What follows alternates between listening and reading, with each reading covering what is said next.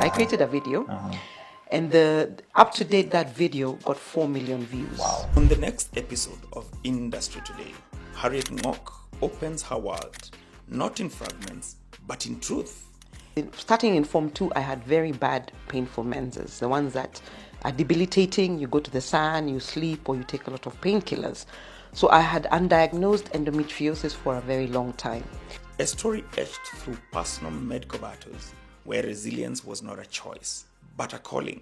I became very good at finding out what else can I do?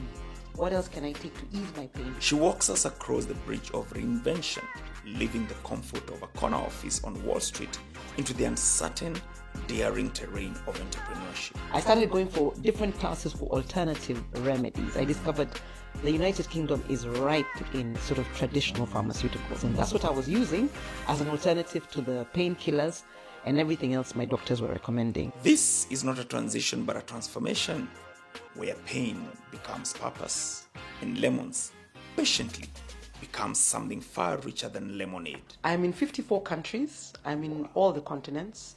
My biggest client base is in the US, followed by Australia, followed by places like Germany and the UK. And so the question lingers, has she found her true calling? And then I won 6 awards in total from late 2024, including last year. And then I became the CAM SME chair. Yes. And then I got into MIT Foundry Fellowship. And then I got into MIT Growth. Mm-hmm. And then I got into London School of Economics Generate. Tune in, listen closely. The answer lives between her words.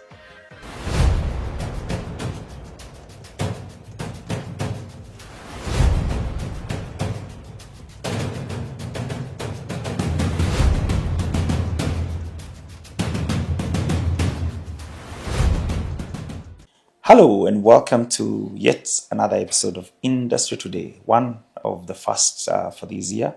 And I'm so delighted that we could be having this once again this year. My name is Lawrence Jenga. I'll be your host for this podcast. Remember, Industry Today podcast is a production that brings you all the aspects of manufacturing, from the trends that are happening within the sector, the challenges, as well as the opportunities that are happening within the sector. And today we are very much privileged to be having one of the most outstanding women of the year, manufacturer, Miss Harriet, who needs no introduction actually, who's been a very big proponent for reproductive health, looking at organic and traditional ways of dealing with our issues as Africans, as the world.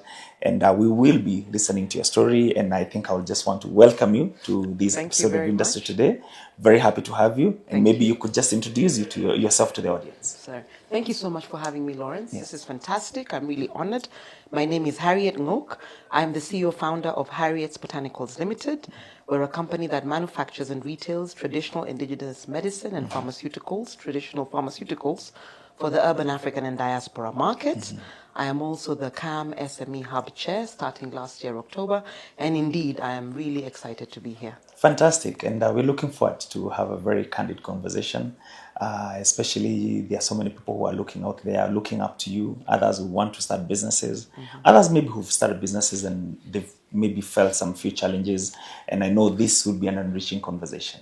Thank you. Harriet, let's start from the beginning. Okay. And perhaps maybe this would be a good foundation. Maybe you could just take us through maybe your early days, maybe how you went to school. I noted that you're a professional in the legal and finance sector. Yes. And then also maybe just tell us your early days, what influenced you right up to when you started thinking of starting this business. Okay, thank you so much. So early days for me is I think I was raised in a household that was quite academic. My father was a PhD and he was like a career person in the civil service. And my mother was also like one of the first people to get a degree coming out of where she came from. Wow. And that's at University of Nairobi in commerce actually. So I think with hindsight, when I think about it, our home was very academic and very ambitious. And I went to school, I was born in Nairobi actually in 1974. And I went to school at Loreto Convent Musongari. And I remember we were always being pushed in the house to do well, to excel.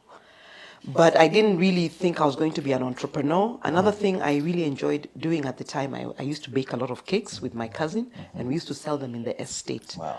So I would say I was introduced to sort of this idea of money early. Yeah, the entrepreneurship spirit started Yes, early on. yes. And I think it just sort of like follows. It follows on depending on what you see your parent doing. At the time, my mom worked at East African Industries. So I would be exposed to all the Kimbo, the Blue Band, the things that she'd bring home. And later on, when she started her own company, she was actually a manufacturer, a processor in the leather industry. When I was in standard 8, between standard 8 and going to high school, you know, when you have the 3-month break, I worked as her project manager, and that was in 1988. So I do think that is when you introduce a child very early. You know, we were on Lunga Lunga Road, and she had 40 employees, and she'd go through all these different challenges where employees are striking, or they want mandazi and tea, and I'd be sort of in the background looking at what's happening. And you may not be doing much, but you're getting sort of inculcated into the whole entrepreneurship idea. It's not foreign to you. I went on to Alliance High School, Alliance Girls High School, different from the other Alliance High School. Yes. So then from there again, I wanted to do law. I do remember, first of all, I wanted to be in mass communication. After speaking to people, they said, yeah, you know, law is just more glamorous. So we used to pick careers based on what other people are saying. Yes. In my time, it was law, accounting, medicine, and engineering. Nobody wanted to be a chef. Nobody wanted to be a DJ. Nobody wanted to be an entrepreneur. Yeah. Entrepreneurship still had the stigma of something that you do when you don't have anything else to do when you're retired. Yes. I went on to London School of Economics, and that's where I did my legal in mercantile law. I also did international banking and finance law for my master's. And then again, I was attracted to Wall Street. I thought it was very exciting. So for me, I just wanted to be that girl who's like on the stock market floor, ringing the bell, running around, booking trades. I didn't know anything about the industry, but it was what we were talking about as peers at that time. So that's sort of like... Oh, fantastic. Yeah. And now, we're now coming back to your business. At what point then did you think, or what triggered you to start, venturing to entrepreneurship, or what was the trigger really, and that shifted you to start thinking of, establishing such kind of a farm? So I wasn't interested in manufacturing, in entrepreneurship at all. What happened is, starting in Form 2, I had very bad, painful menses, the ones that are debilitating. You go to the sun, you sleep, or you take a lot of painkillers. So I had undiagnosed endometriosis for a very long time. And what happened is, not university, but when I got this job that was so demanding, I was working at JP Morgan, I was always being affected by my period. And you see, because it's a male-dominated environment, you can't really confide in anybody. So you suffer. For 1 week, you're in intense pain, and you're taking way too much painkillers. So that was when I was introduced to the whole painkiller saga. And that was when we're taking the ones that are prescribed, prescription-only painkillers, the better pins of this world, the ones with codeine. So because you're very few women in the office and you don't really know what's going on, you're suffering silently. So I became a researcher for independent, because once you've taken the painkillers, you can't take more on that day. I became very good at finding out, what else can I do? What else can I take to ease my pain? Because I have to be in the office at 7. Yes. Maybe I'm leaving at midnight, and I'm bleeding the whole day. So I'm losing a lot of energy. Sometimes I used to hide in the disabled toilet. That's how I discovered, because then you can go and have a rest there as you're going through your madness, so to speak, yeah? So I then used lunchtime, I'd go to Neil's yard, I go and learn about essential oils, because the idea was that you could get a castor oil pack and put it on your belly. Then I started going to classes for how to make essential oils. It's cheaper to make them, how to make remedies, like you get the herbs, then you mix them into a powder, then you get the little pills. So my home was like a little pharmacy. I was already making all the different flower essences.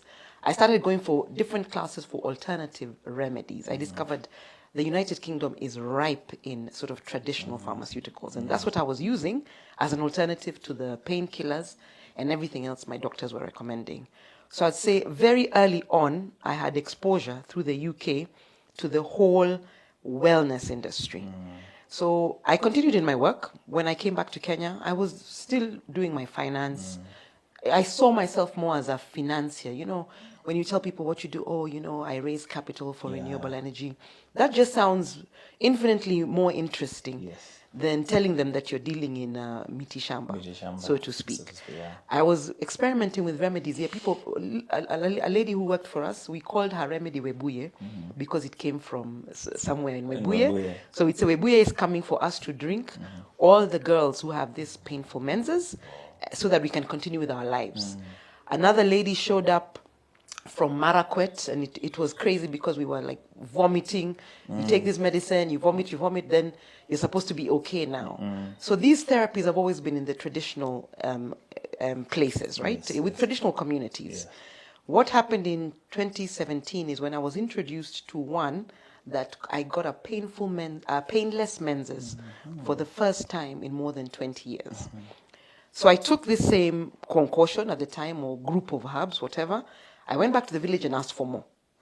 When I gave it to my friends in my WhatsApp group, it exploded because we were all in our 40s going through different things. So when one person talked about, oh, Harriet has this remedy, Harriet, they started calling me Miti Shambares. I was still doing other work, my finance work. But that month, when I was selling it informally, I made 100,000 shillings. Wow. So that was like, okay. Then the business exploded. More people want this remedy. Tunachemsha tu kwa nyumbani. 10 bottles on 1 jiko, on 10 jikos. It went from 10 bottles a day to 100 bottles a day, plus 1 rider. And then we had to formalize the business. So I wasn't going into manufacturing or entrepreneurship. This was like my side hustle for a while. And how long did this take before now you shifted and thought, maybe these actually should be, a business, so to say, not even a manufacturing by then. This can actually be a business, and maybe you need to put in now, a few systems, even if it's to just professionalize it, even in the way you're doing your business. How long did this take? Maybe a year, because you see, even if you're making these things at home, you need a license. So I remember Nairobi County got involved to tell me, you cannot do this at home without a license. The minute you need the licenses, the minute now your rider is carrying bottles of this across town and they get stopped and they asked what it is. And then the fact that whenever you put something like this, like an ad, not an ad, but I did a video because I was fed up of people asking me this is now the on same social questions. media. Yeah, on social media. I created a video. And up to date, that video got 4 million views. Right? So it was just about what the product does, who I am, and why I created it. And then now it was like people were commenting. I had to get a PA to manage the comments as we make the dawas. So you see, it's kind of already formalized. So now you have to find out what do you need to do. So I spoke to a friend of mine, called me up, and at the time he was working at KIPI. And he said, get the certifications for these products. This is what you need to do. And he introduced me to somebody at Pharmacology and Pharmacognosy Department at University of Nairobi. I took the formulation, had it tested there. When I got the letter saying it is safe and it can be used, I took it to Ministry of Culture and I became a certified herbal practitioner. Fantastic. So the certifications are the ones that will push you into what it is that you are doing. And it's probably just good at this point, maybe just also to mention then, in terms of regulation, in which part of law or which part of departments within government are you regulated? Is it at the Ministry of Health?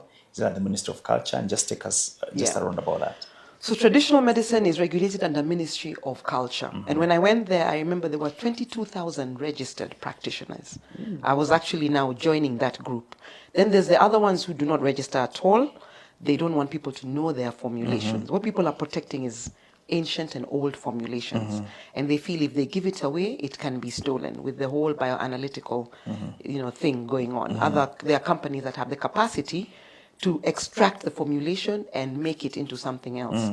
So there's that. Now, what's happened is like during COVID, traditional remedies exploded because that is when I sold like crazy. So as everybody's company was going down, mine was going up. Because suddenly everybody wanted something natural. They thought, COVID is here, we're going to die. Everybody was looking for a natural remedy. So I can say 2020 was one of my most successful years. And I noticed that the more we got famous, because we're very open about who we are, what we do, where we do it, how we do it. We do social media on everything. If I'm in my factory, if I'm boiling something, whatever it is I'm doing, if I'm at camp, if I'm at an event, I'm very vocal because we had to do a lot of demystification of the whole process. Yes. People will say, what is it that you are doing? It's just plant medicine, but how it is presented is very important. It's very important to demystify for many people that you're not doing something illegal, you're not poisoning them, that you have your quality standards in place. So now what has happened is because of the fact that so many people want to get into this industry, the Ministry of Health has created a department for traditional medicine. Okay. And we had our first meeting around this year, where we had the World Health Organization in Nairobi, actually, and the Minister of Health was there, the CS was there, to talk about how they can integrate people like us into the wider system. This also happened because doctors started using my product, and my clients started taking the product to them and saying, I don't care what you say, I will do the ultrasound, I will do the this, but this is what I'm using. And just take us a little bit about that, and just how that patient demanded, kind of a demand driven, and also the interaction with the medical world as well. Yes. So at the time, you see, what was happening is as we get into a certain age and we have so much estrogen, Yes. a lot of women have fibroids and ovarian cysts, and then there's endometriosis, maybe the most difficult. So many women were going for surgery. The other day, you saw Lupita talking about how she had 57 fibroids. Lupita Nyong'o was doing a campaign around having surgery to take out 37 fibroids. So my first customers were women who did not want to go for surgery. Right? Yeah. My second set of customers were young women who had abused the emergency contraception and now were experiencing blocked tubes and ectopic pregnancies. So these two sets of people had a very deep need. They did not want to have to go into surgery. Some were very young and asking themselves, why can't I get pregnant? So you have the primary infertility group that grew my CBD shop. You have the older women fibroids that grew my other shops. So at the time, they were just testing it out. Tutajaribu tu, why should I go for surgery? It's going to cost me 600,000. They're going to cut me, recovery, and this. As they used the product, it was just spreading like wildfire. So initially, I created a product for painful menses. It sort of like evolved to become about painful menses. PCOS, polycystic ovarian syndrome, is very common right now in Africa and in Kenya. Fibroids, ovarian cysts, endometriosis, adenomyosis, Asherman syndrome, secondary infertility as well, primary infertility, blocked tubes. So you have women all over the place now with blocked tubes or recurrent UTIs leading to pelvic inflammatory disease. There's a lot going on for so many women. They're really struggling with having families, maintaining those families, in and out of hospitals, taking so much medication. They are the ones who said, we want something natural. Nimechukua painkillers, nimechoka. Yes.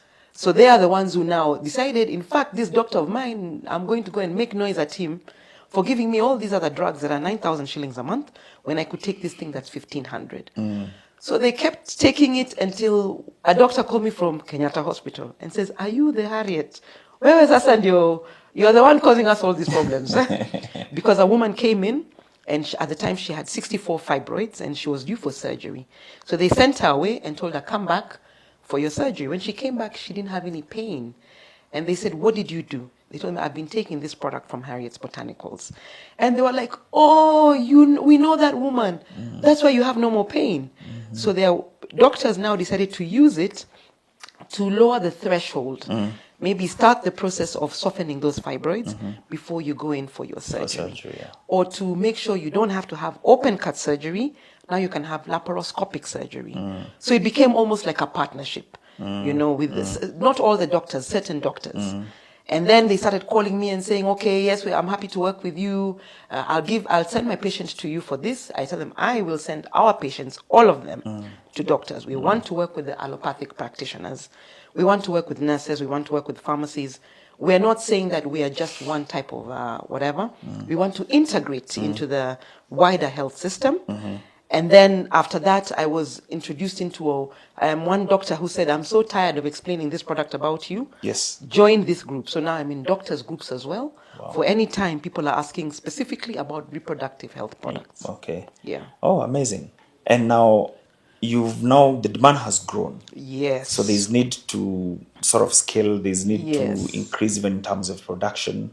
I think this is the time you're also starting to look for more outlets. There's demand in different parts of this country. Yes. Then how do you now move from sort of a home kind of a setup to now start establishing a farm, and just take us through that growth that growth process? So the home setup is really like, it was on GCOS. And number one, I was remember I was already doing work in renewable energy. Yes. So I was very interested in using a system that is renewable. At the same time, now I became a nuisance at home, because the dining hall was like the reception. Yeah. The front of the house was where the riders were waiting. And then we were labeling in the sitting room. Yes. The home it was not the right setting. So I moved into a small space. That time it was really just for my dispatch. Remember, I am at home dispatching with G4S. You send like 100 bottles to G4S. Yes. And then you have your rider who was sending to, I had a shelf. Somebody told me for 4,000 shillings a month, I had a shelf here in town. Okay. Then I outgrew the shelf. I was thrown out of the shop because my product dominated. Wow. So the 6 people working in there, Yes. all of them were just serving my customers, because my customers said, "Ni expensive, nitapitia town to pick up your product." Yes. So what then happened is, because I had gotten to know the CBD well, I got my first CBD shop opposite where I had the shelf. That was my first shop, growing in leaps and bounds. So later on, I outgrew that shop. I got a bigger shop now, 3 times the size, just by virtue of the fact that now you know the area. Yes. How I got the other shops, I have 14 shops. But currently? Currently. What happened is, I had my friends in the WhatsApp group, my classmates, who were saying, if you're struggling for money, just sell this dawa from home as you work out your things. All of them became shops. Kisumu became a shop, Mombasa became a shop, Eldoret became a shop, Nakuru became a shop. It became like that. People expanded based on the need. Yes. Now somebody says, I want to come and see you in a shop. I don't want to see you online. So customer engagement was critical. They want to meet you. Many times they wanted to meet Harriet. It's very important for them to meet the originator of the dawa. Yes. And to clarify that you're indeed a genuine person. This is a trust-based business. Then now I expanded the factory. I decided to model the milk industry. And I got an engineer came in and built it out for me. And then we started in our own way, just using information research to introduce the quality controls that we had at the time. That was 5 years ago. Yes. We now modernized that factory again last year, and we expanded it so that we can produce up to 1,000 bottles a day. And we also put in a lab, which is not 100% equipped. So we are now moving towards Pharmacy and Poisons Board, because the product is really in demand. In demand, yes. So we now are straddling between Ministry of Culture, Ministry of Health, and we're working towards getting our Pharmacy and Poisons Board license. We want to be the first herbal medicine factory that is certified by them. And because of our work and because of all this noise on social media, they themselves created a standard. There wasn't a standard for herbal medicine before. And that standard, I think, was introduced either last year or the year before last. And now we have to start meeting those standards. And that's where we are right now. Wow. Once we do that, we'll be in all the pharmacies. Yes. We're also in Healthy You, 34 Healthy You outlets. The same thing, people started going in there and demanding our product. So eventually they said, can you just stock the liquid products here? And recently we got into a supermarket, Quick Mart. Okay. Yeah, okay. 3 of them. Okay. Yeah. Fantastic. And such an incredible story. Thank you. And then I've noted now you don't have just one product. Initially you started focusing on reproductive health for women. Yes. I also note that now you're also focusing on reproductive health for men. Men, yeah. So just take us through at what point then now do you start diversifying products? What leads you to think about this, and what are these products you're also doing for men as well? Okay. And I think you have more than close to four products or thereabout? I have 34 products. 34? Yes, 34 products, 6 liquid products. The famous ones are the 6 liquid products. So what happened is, these same women in the WhatsApp group, it's like they were just my R&D. So they kept on saying to me, you've given me something to treat me. Why do you assume I am the problem? And where this formulation came from, Harriet, there must be a formulation for men. And so I went to look one for men, right? To say, you might, you're trying to get pregnant, perhaps it's your husband who has low sperm count. Yeah. Like your male reproductive health is being compromised by the environment, by the things we're eating. We're not eating the way our grandparents were eating. So the men are not as virile and as fertile as they used to be. So we are restoring original African male fertility and health, because fertility is health. You know, the more sort of like agile you are in your reproductive health, Yes. you find you're mentally healthy, physically healthy, you're happy. So the whole combination is what makes the home and the community and the society a better place. Mom is happy, dad is happy. You know, now then we focus on the children. Yes. The products for the children are mainly respiratory and gut health. You find the little babies are struggling with their tummies, with colic. We have a product for that. Then the children who are going to school come home with colds. So we have a respiratory health product. And then you'll find the woman is like very central in our marketing strategy. She's the one who walks into the shops. She wants something for herself. When she's healed, she wants something for her husband, for her brother, for her father, for her mother, for her children, for her friends. She's in chamas. She's in WhatsApp groups. She's a very serious influencer. And they are the ones who kept on saying to me, "Na blood pressure, diabetes, why have you not?" And they come on the page and they talk to you publicly. They don't come into inbox. So you'll find every other day somebody has asked you, "Why have you not treated these lifestyle or come up with a solution for lifestyle related conditions?" And that is another product that does very well.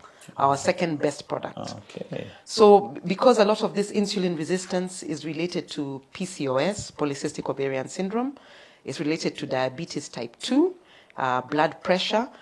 So this is how to now prevent you getting those. You know, if you're cleaning yourself sort of from the inside, especially cleaning your blood vessels, that's what insulin resistance is all about, making sure that you don't have it in the joints. It can sound a little bit technical, but this is sort of how, when the Maasais go around saying tunaosha damu, it's like a colloquial way of saying we actually we create insulin sensitivity. Yes. Yeah. Okay. Wow. Fantastic. And Yeah. let me ask. Now, looking back in terms of backward integration, Yeah. you have areas that resource, your raw materials, so Yeah. to speak. Yeah. Just take us through how you do that, and especially the relationship that you've built with your source markets. And you're working with indigenous communities. I think you've mentioned the Ongieks and the Yes. Marakwets. And Yeah. do you work with women? How do you work on that? So what happened is that when I first got the first formulation, that group of women there are about 30 of them. And now I started, creating what I call community engagement. Yes. You see, my background in renewable energy and climate change, and I'd worked in the UK. I already knew about all this fair trade. It's like my strength. So at the time, I actually got a grant from HEVA for $5,000 US. Yeah. And they wanted me to create a cultural archive of traditional medicine. I connected with somebody from Maasai in Mau Narok, and I went and met about 200-300 practitioners there. Okay. Then I had these other mamas already giving me one formulation when I met them. That group became 200-300. I had now another group in Bomet who produced my powder products, who sourced my powder products. That group also became 200-300. Then I have the Ogiek who are very good with very unique formulations, very unique plants. And there they have their own organizations. I just work with a researcher who partners with the community. So building the community became very important for me because when I did have endometriosis surgery during COVID actually, and it was I didn't even know at that time I had the endo. So because I was undiagnosed, when I had it, it was at Litane Mission Hospital. And I was so touched by what I saw there because I saw how people in the village, they don't have access to healthcare the way we do. So when I came back and I was completely healed, because when I went in for surgery, they thought I had cancer. I was 42 kilos. I had lost a lot of weight. I had ascites. My stomach was very big. I looked very sick. So it was a very emotional time for me. And when it was concluded that it was just endo, the surgery they had to take away part of my intestine that had completely been blocked by endometriosis. When I healed, I went back. I renovated the women's medical, the men's medical, the women's surgical, the women's medical, and also where they deliver the babies. Because I wanted to commit to saying, in as much as we give you medicine, we also want you to work with these guys to help you with all your conditions. And many women were there with fibroids, going for surgery. So I have a special relationship with Litain Mission Hospital. I support the children's home as well. And then I started building out because I discovered that I just can't take these things from the community and not do anything. So then I went on to sort of like equip a school, an early learning center, where we have 200 to 400 children come every December and spend time with us learning about the plants, confirming the nomenclature, planting them, and each of them has a tree. The idea is that the children now will continue the practice by making sure people don't cut these old trees because we need them. The community supply us at 500 shillings a kilo, which is way more than they get for their tea. Yes. So this is how we believe we are creating some sort of self-esteem. We're building self-esteem. We're building positive cultural affirmations. We keep the names because people, if you go tell them, don't cut Cape Ash, hawajui. Yeah. Tell them, don't cut the Prunus africana tree. But if you tell them in their language, it creates some very strong familiarity. So our work with the community is extensive now. We also work in Siaya, right? Because we have the same trees called the different names. We're going to produce products with Ochwoga and Ojok. Ojok is Sodom apple. Everybody has it. Our tendweight, we want to do some work also in Mount Kenya, the Aberdares, where they have the Mwiri, which is our tendweight. We are doing work in Kilifi because they're very big with Sagawaita or Mdunyu. The idea is to create a company that is Kenyan, but to retain the names. I mean, I think people are they feel good when they hear these traditional names. Like Kiondo is no longer belonging to one community, or, Mokimo, these, Nyoyo or Githeri. Yeah. Githeri is now a national dish. So people want that kind of thing also in their natural medicines. Fantastic, fantastic. Such an inspiring and incredible story. Thank you so much, Harriet, for such an incredible journey and inspiring story. Now, I also note that you've moved beyond borders. You're no longer just selling in Kenya. Just take us through that experience and also tell us where you now export and your experience around that. Okay, so it started with, I have a distributor, Kamau, actually in Maryland. And Kamau initially when he's in the country, he puts some in his suitcase and he goes, but then he needed like 100 bottles at some point. So when I went to DHL, they rejected, and they said, this is going to be rejected at border control. That was maybe 3 years ago. Then a year later, sort of, I kept sending it to, different people. Their friend is here. I have a friend in New York. I have a friend. So Kenyans are just talking to you online and saying to you, I have a friend in Dubai, or my sister lives in, wherever, Qatar. How can we get this dawas? So it started like that. People carry in their suitcase because of the fact that we don't know what's going to happen at border control.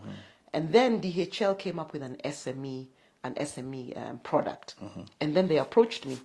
And I said, am I not going to have problems taking this across the border? And they said, no, create your material safety data sheet and all the other documentation, and then we go for it. So different countries require different information from you. Yes. Like when my product travels, it is not, you can't label it the same way. You label it as a supplement. So supplements and complementary medicine can travel across borders. Some places are more strict than others. I'd say Switzerland and Singapore have been the strictest so far. In South Africa, some towns and some regions are more strict than others. So there's a lot of fragmentation in terms of how you get your product, but we still get it out there, and it's expensive because the DHL charges are higher than my product. My product might be, let's say, 1,500 shillings. DHL will be 3,000 shillings, and maybe you pay a tax there of 1,000 shillings. You could be paying 6,000 shillings for the same bottle. So it is inconvenient, but the clients want it. Okay. Especially, I was on Spice FM, and a lot of people in the diaspora watch it, and my orders just sort of keep going up and up and up. Especially with the women's product, there is no equivalent for it. So wherever you're in Dubai, you're in India, you're in the US, you're in Australia, you're struggling with painful menses and you hear about our products, you will get it however you want it. Okay. Yeah. And now how many countries, and maybe you could just let us know which countries now you're able to export beyond Kenya? I'm in 54 countries. I'm in all the continents. My biggest client base is in the US, followed by Australia, followed by places like Germany and the UK. I have clients in Germany, the UK, and France. I have a lot of clients in Qatar. In Africa, I have now a distributor in Cameroon because the demand is huge. I have sent to Ivory Coast, I have sent to Malawi, I've sent to Zimbabwe, I've sent to Zambia. I send a lot of products to Tanzania. Tanzania is a huge market, to Dar es Salaam and also to Zanzibar. I send to Rwanda. I have clients there. I have doctors in Uganda who actually import my product for their patients. Wow. I have clients in Somali who they take it through either whichever border. I have Ethiopian clients. So literally I have clients in Egypt, all over the place. Any in West Africa? Yes, in West Africa, I have Nigeria, Ghana. I think I talked about Cameroon and Cote d'Ivoire. Wow. Wow. Yeah. Amazing. Amazing. Thank you. And now, in your experience as you're doing exports, Yeah. recently there was a report that was released by Kenya Social Manufacturers that showed that there are so many handles, especially around logistics and Yeah. regulatory environment, with intertrade within Africa. Yeah. How's your experience been between exporting in African countries vis-a-vis exporting to other continents, Australia or the likes? So it's very exporting within Africa is very complicated. It's different at every border. So what you encounter in Moyale is very different from when you send it by plane through DHL to Addis. Same country, different regulations at the border, because the border control officers are not sort of working in a harmonized way. Getting your product to Tanzania is very easy. You will not be asked anything. To Uganda is easy. Rwanda, you'll be asked about the whole plastic, because they have regulations around plastic. So you must be sending products that are compliant with what they have there. So you see, in Rwanda, the problem is not the product, it's the container. Yes. In another place like South Africa, they want it to be strictly pharmaceutical, right? So you have to sort of meet a very high threshold, especially in the smaller towns, right? So it's different everywhere. I mean, it feels like a very exciting journey. You don't know if your product will get there. You don't know if it will come back. You don't know what your customer will pay. So you have to do so much work between when you pick up the phone and talk to them and when they get that product. And you must ensure that it works. Because now if you send a product and they say it's substandard, you are in serious trouble.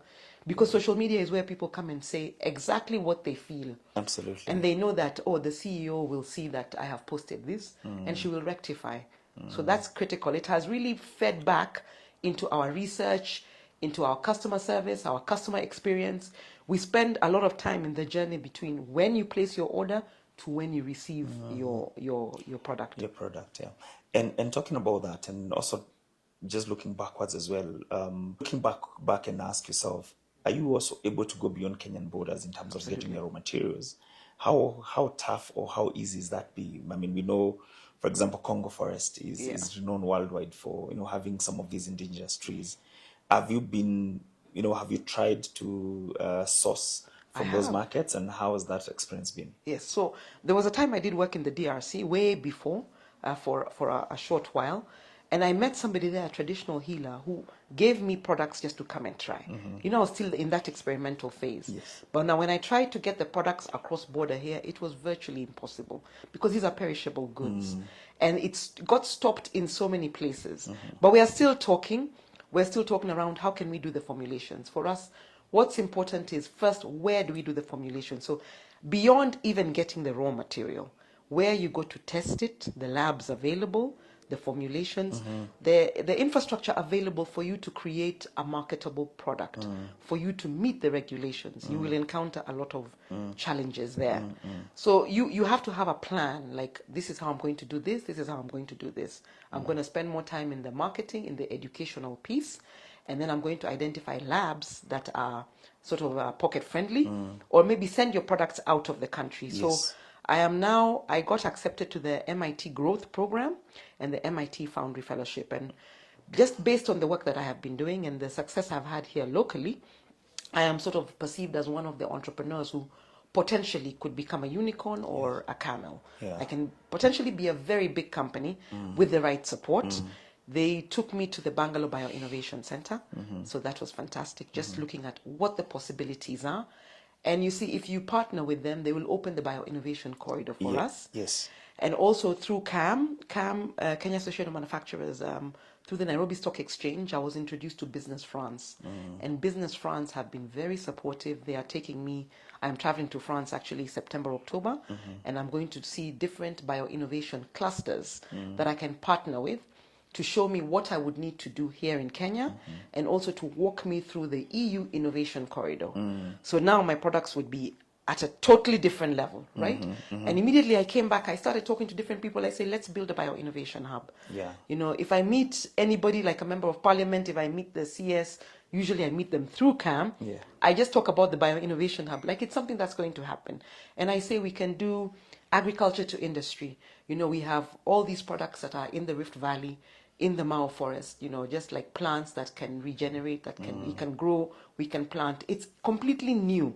We can plant traditional medicine the way we plant tea. And then we can export it all over the world. So this is really big business, and this is what people outside of the country know. So imagine a situation where Kenya becomes sort of a pharmaceutical hub based on our own plant medicine. We don't really want to continue relying on other people to give us our medicine, to support our health. We want to live like our great-grandmothers and our great-grandfathers, to be powerful Africans, you know, more independent. It's sustainable. And this can free up some of the money that we use to import generic medicine. So I'm convinced, you know, we have the brains, we have the engineers, we have the pharmacy students, we have the universities, we have the space, we have the plants, we have the people. I don't understand why we cannot, you know, build, you know, locally to export globally. Absolutely. The way we do our tea. Yes. Yeah. Incredible, incredible. Harriet, I must ask you this. Yes. I'm sure definitely you of course have a purpose for your business, for your life as well. Do you feel like you've achieved your purpose, or do you feel like you're on the journey to achieve that purpose? I feel I have achieved my primary purpose in terms of being financially independent and doing what I love, and actually gaining revenue from it. So sort of I can afford myself and I can afford my family. It was very big on my mind, especially when you live in a developing economy. Sometimes you feel like you're living on the edge. So in terms of creating something of value to myself and my community, yes. So I am now in legacy building. Yes. Because I want to be able to sort of take this thing to the next level. When you think of an education, you know, when you're in school, you never think about the fact that you could be first generation educated in a university, and it's an important thing. So if you're second generation educated like me, you should be able to do more than what your parents did. If your parents set you up sort of to excel in school and excel in life, you should be able to build schools, build hospitals. So my legacy is to do those kind of things. If I can take that school to the next level, you know, I want, you know, to find people in the village. I'm very focused on the village. I just feel that is where there's underserved communities. What if those communities could take their botanicals and convert them into something that they can sell outside of the country? Yes. What if you can have people like avocado is the most obvious one. What if you could process it into oil and brand it right here in Kenya? What if you could take the pineapple that we grow and make it into chutneys, brand it in Kenya, and send it out and add value? What if we could become that kind of country that agriculture-wise, we are so innovative? You know, we become like Egypt, what they do in the desert. If Egypt can do what they do, you know, in a desert, what can we do here where we have rainfall and beautiful, you know, beautiful mountains, and we have rivers and we have lakes and we have the sea? So there's so much potential. My skincare line is derived of the fact that I wanted to create another botanical product that was not ingestible. So and using again the name, so I have skincare made of aloe. I use like yellowbacked acacia. I use the African croton. So, you know, I use the African olive plant. So I want to be able to do the same in different communities. I feel like, you know, the Mirai and the Mogoka, those can become botanical medicinal products with a little bit of research.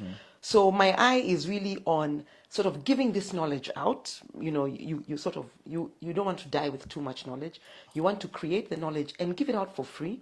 And I'm very active on social media talking about my ideas all the time, so that other people can pick up on them and make them bigger, better, and stronger. And, you know, Africa is the future. Absolutely. You can see now that sort of everything is turning back towards us. We don't want to be exploited a second or a third time. We want to be sort of poised at the cutting edge of innovation, technology, and AI and everything else. Amazing, amazing. Thank you. I must ask you, in your journey for this business, have you had a challenge or challenges that you look back and say, had the entire overcome this challenge, probably Harriet Botanicals will not be here. What is that one big challenge or setback maybe that you ever faced, and how did you overcome it? I think for me, the biggest difficulty here was proving to people that we are a legit company and that we are doing our things legitimately and we really believe in the well-being of Kenyans, right? Because you're dealing with mitishamba, which has a negative connotation, even the name, Yes. right? So, when you call it plant medicine, and all these European countries have their apothecaries, and the Indians have their Ayurveda, and the Chinese have their Chinese traditional medicine and manufacturing in big factories. It's only in Africa that traditional medicine is sort of suppressed, right? So first of all, overcoming the stigma, that took me 2 years. And for 1 year, I felt I was completely bullied because this is social media and people are constantly attacking you, talking to you in a specific way, challenging you, asking you, why did you leave investment banking to come and do this? How do we know, you're not a quack? We think you're fake. You're just about money. So that was a very painful experience because you don't have a team at the beginning. You're dealing with all these different things coming to you, changing your career, changing your lifestyle, changing your perception, and you lose a lot of friends. Their family who will not talk to you. Nothing succeeds like success. Yes. So it's only when you have proven the model, everything now starts to sort of like become positive again. So you have to go through, I feel I went through negative perception for maybe 4 years. And now people are beginning to put it all together. Okay, she's an investment banker who moved into this. She's commercializing it. She's processing innovation. But before, it was just negative, negative, negative. And if I hadn't got through that period, I wouldn't have this business. I'd have just gone back to doing what I was doing. Indeed, indeed. And now, on the contrast, what is one of your happiest moments? I would say last year was just fantastic for me when I built the new factory, and then I winning women innovator of the year from the Kenya Association of Manufacturers was like, I had such a year in 2025 because first I won SME of the year, the year before in October. I rushed for 3 months. I just worked on renovating. I said, I'm going for another award. I won that one, Innovation of the Year, Women in Manufacturing. And then I won 6 awards in total from late 2024, including last year. And then I became the CAM SME chair. Yes. And then I got into MIT Foundry Fellowship. And then I got into MIT Growth. And then I got into London School of Economics Generate. So I'm telling you, last year was a high on another level. And when I was appointed the CAM SME chair, I had 4,000 likes and like 600 comments. I spent 4 days responding to social media. Yes. It was an incredible high. Yes. So I felt that was when I was I got that sort of yes, you did the right thing. It was like the stamp of, yes, that was a good idea. And so now sort of the respect you get from colleagues and from people because they think, oh my God, you really turned this around. It didn't look so promising at the beginning, yes, but now it looks like what you're doing is really valid. Absolutely. Yeah. And I think we will have to look for another day to actually go through your journey as the KM SME Hub Chair. Yeah. And also the areas that we work around that. Yeah. But I cannot let you go without asking you this. You're a woman you're a woman founder. Yeah. And an entrepreneur. In a nutshell, how tough or how easy is it being a woman entrepreneur, especially in Africa and in Kenya? I would say it's very tough. It's as tough as being a male entrepreneur, sort of, because you have to really build the resilience. You have to build your identity. Identity is very important because people are expecting you to be doing one thing, yes, and you're doing another thing, right? So there'll be times you're not respected. You're standing in the room. Even your own employees may not respect you because you're a woman. They may not listen to you. You might have more staff challenges. You have to build so much internal capacity before you build external capacity. So the challenge is really, what's going on in your head all the time. Remember, you're responsible for the employees. You're responsible for the community. Yeah. If that product doesn't get off the shelf, it is you. Something goes wrong in the market, it is you. So really, you are 24/7 plus always alert. Yes. You have to build a lot of capacity in terms of what you can cope with. Your shock and your stress system must be very robust. Absolutely. And one of the things that when you're a young, entrepreneur or doing business is also looking for somebody who can handheld you. Yeah. And probably have you had any experience or request for people maybe who would want, to be handheld? Yeah.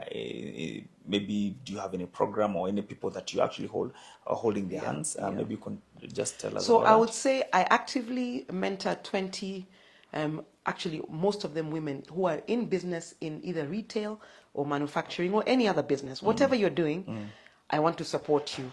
That support could just mean having a conversation once a week or a long conversation once a month.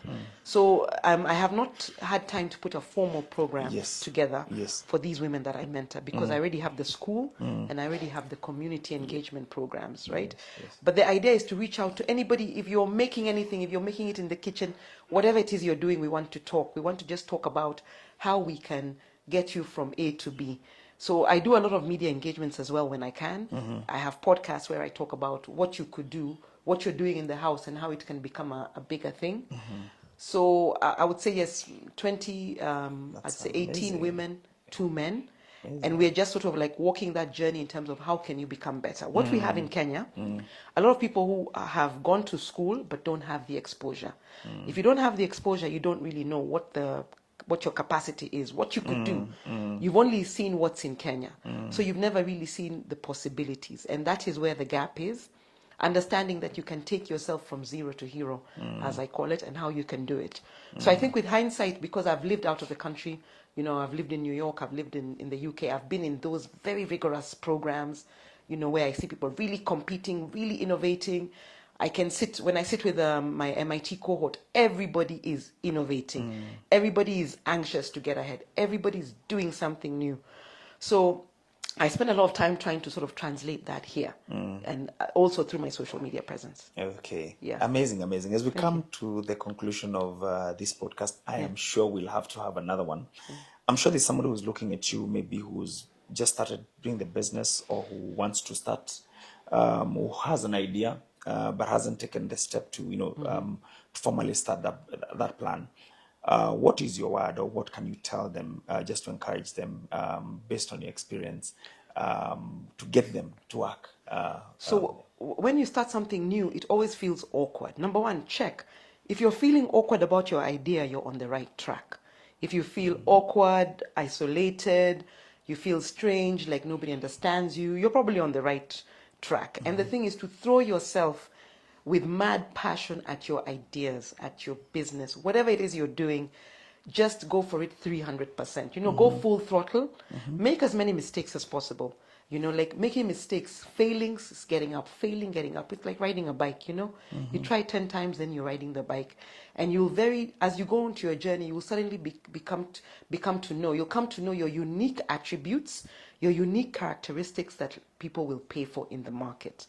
Because the quicker you discover your unique proposition, as they call it, which is really who you are as a person that nobody else can do or can be, that is when you will start to get paid. Yes. So it's an awkward journey. Obviously, talk to other entrepreneurs, get to find out what they're going through, and understand that it doesn't feel pretty, but at the end of the day, when you win that thing, when you get there, it's just fantastic. You will be above your peers, above everybody else who did not take that risk.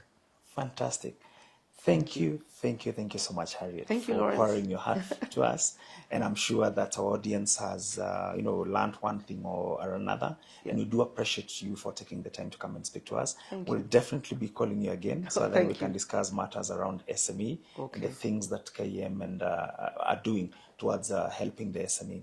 And thank you so much for taking the time once more. Asante.